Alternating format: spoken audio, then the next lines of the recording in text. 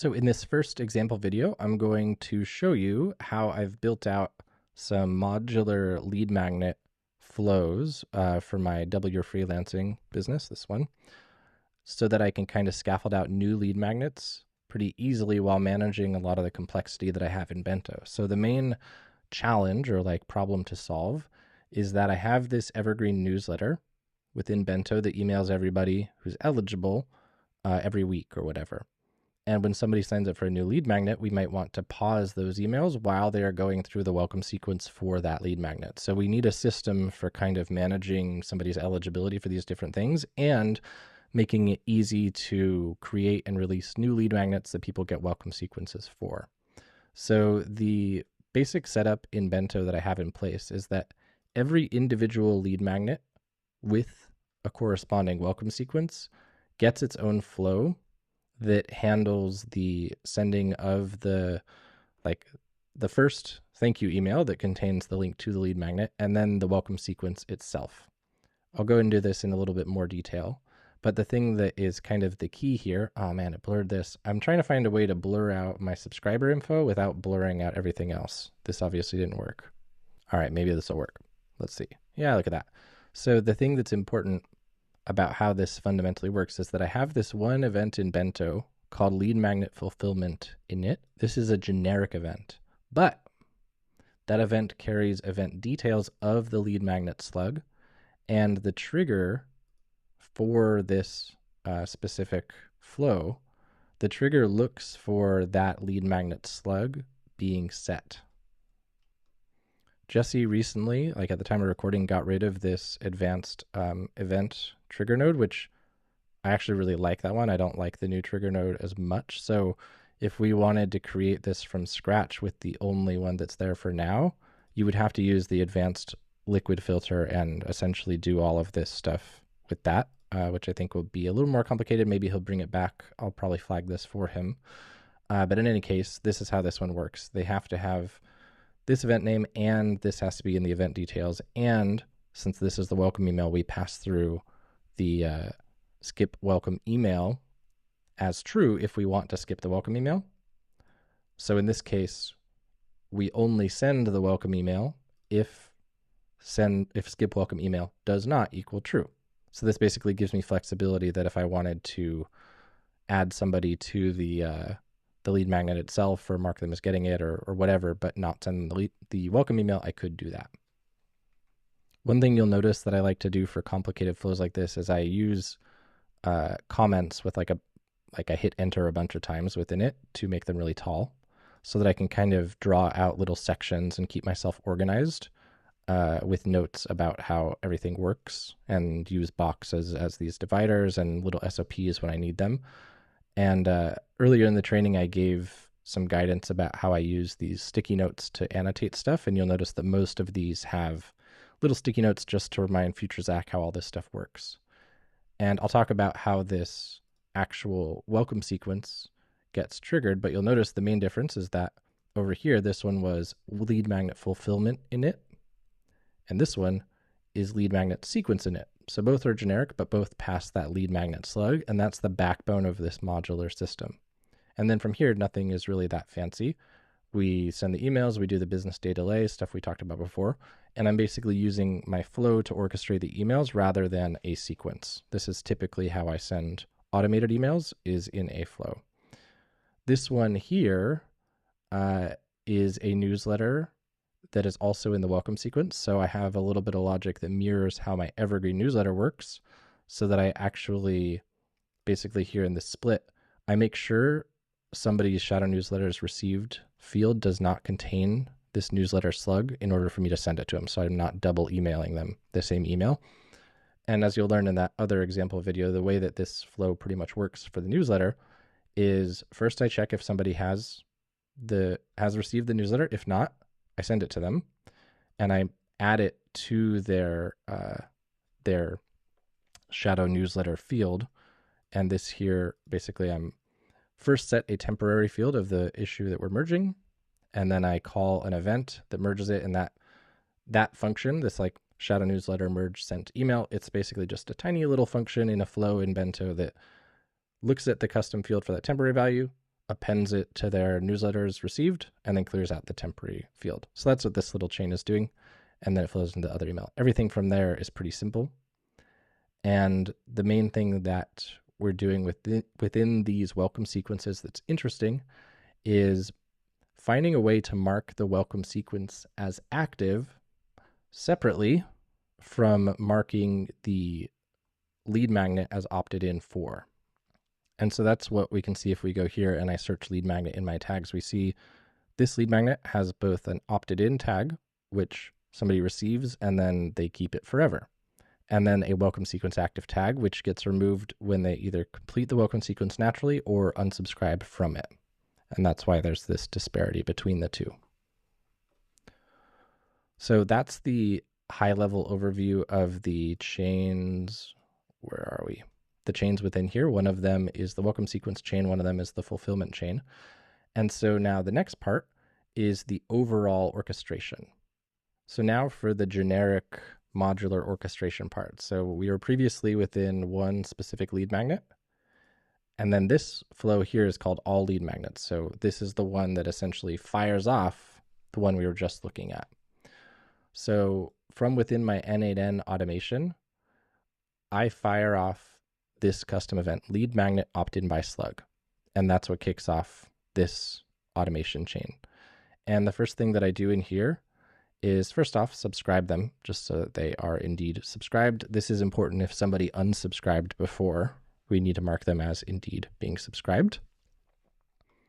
And then you'll see prior to these splits and stuff, you'll see that we are sending that fulfillment email. So the one that's like, hey, here's that thing you downloaded.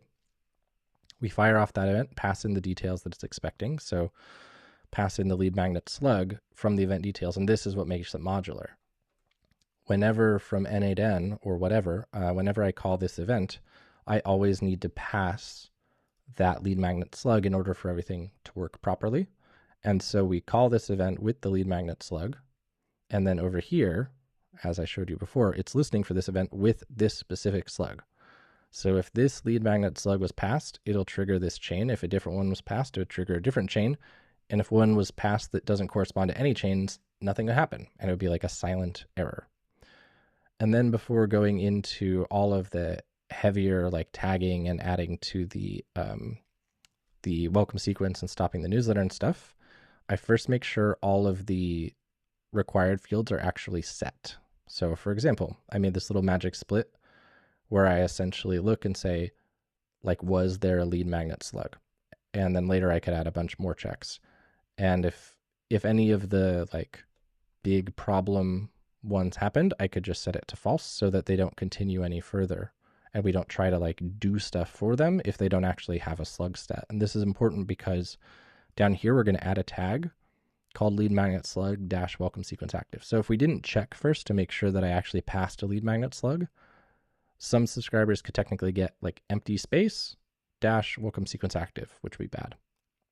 If I wanted to make the error a little bit louder, what would be smart is instead of this just ending the session, I should probably go to actions and then send internal email, and then send an email to me myself saying, hey, Zach, you done messed up your automation, bro. Go fix it. But I haven't done that yet. And you can see I have some to-dos marked here that I don't even know if I did them. I often forget to come delete my to-dos, but I feel like this thing's working. People are signing up for the thing. And then this here is an important one. And this is why I created that welcome sequence active tag. So something I've noticed in DYF a lot is that sometimes people opt in for something and then like a minute later they opt in for it again if they don't get the welcome email or whatever. Like people very often opt in for things that they are already receiving. And we need a way to guard against that because Bento won't natively guard against it. Like if I fire off this trigger event for somebody 5 times and I don't have any guards, it'll send 5 concurrent versions of this flow to them. And that's one of the considerations with flows versus sequences is like if you keep adding somebody to a sequence again and again, it doesn't really matter, at least as far as I'm aware. They'll still only receive each sequence email once, but flows are not that way. So you have to guard against like double adds. And in the past, I've done things where I use the, where is it? Under splits and logic? No, I always miss this one.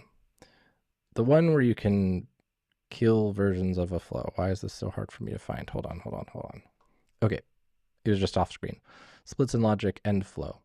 So I would fire this and I would like kill the welcome sequence flows so that I can re-add them.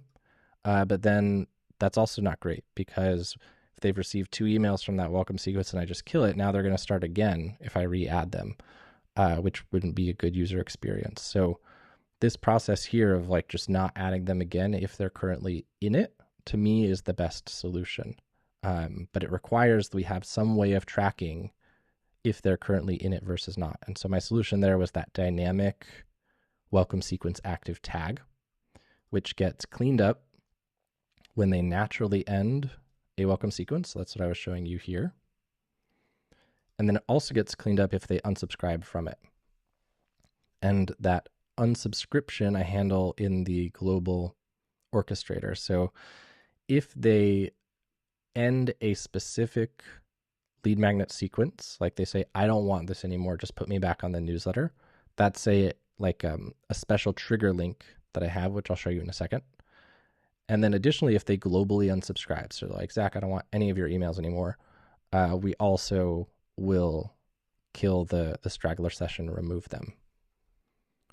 The way that I chose to build this from like a modularity perspective is that there's no way to, from the main orchestrator, kill all the lead magnet flows, but the flows can kill themselves. And so what I have here is that within one of the lead magnets, it's just this like pre-configured boilerplate where I call it suiciding itself basically. And so if the lead magnet kill straggler sessions event is fired with the slug for the lead magnet we're in, we remove that welcome sequence active tag from them, and we end flow, so not end session, but end flow of the one that this one is. So this basically kills itself. And then additionally, if they globally unsubscribe, so we send the all lead magnets one, it would also do it. So this essentially allows each time I like clone this template that this one starts from, which I have essentially in my flows, I have lead magnet to do slug. So this here is like the template that whenever I make a new lead magnet, I just clone out this flow and I have little to-dos marked for myself of all the stuff I need to configure. This is like the process for making a new lead magnet flow in here that works in this ecosystem and stuff. So they'll just kind of clean themselves up that way. And I was just checking, and actually I misspoke a little. Right now I'm not doing any trigger links to unsubscribe just from one lead magnet's welcome sequence, at least not as far as I'm aware. And right now I kept it simple and just did a global unsubscribe. But typically for that kind of stuff, when I've done it in the past, the way that I'll do it is with a flow that handles just segmentation trigger links. And basically when somebody clicks, so I have this let's see if I've got it in my history. No, hold on, I'll find it. So I've got this page that I made. So it's just my website /preferences-noted. And then basically whenever I want some kind of trigger link, I will append a specific action, a unique action, to the end of that URL. So I can use this same page for everything, but what matters is that within Bento, I append this like kind of query string. So it'd be like question mark, like this. Preferences noted, question mark, action equals this. And so when this happens, the Bento link click trigger will come through with this data.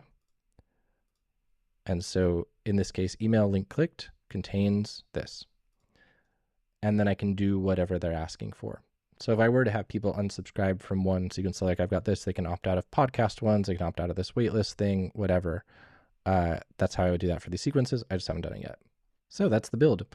Is it overkill for most use cases? Absolutely. Where you would only ever need something like this is with a build out like mine, where you want to be able to stop certain things from happening while this other type of thing is happening. That's kind of the backbone of this. Is like, if I wanted to keep it simpler, when somebody signs up for a lead magnet, I could just add them to a sequence. But then what about if I want them to get those sequence emails again? I don't know if you can even do that, Bento. I'd have to double check. Or what if I don't want them to receive the normal newsletter while they get those sequence emails? Or what if I want to control what happens if they're in two sequences at once? Like all of these things that my, you know, obsessive brain, I guess, when thinking about the email user experience latches onto, and you kind of have to do something like this to control and get visibility into how people are flowing through. So hopefully this was useful and sparked some ideas and wasn't just overwhelming.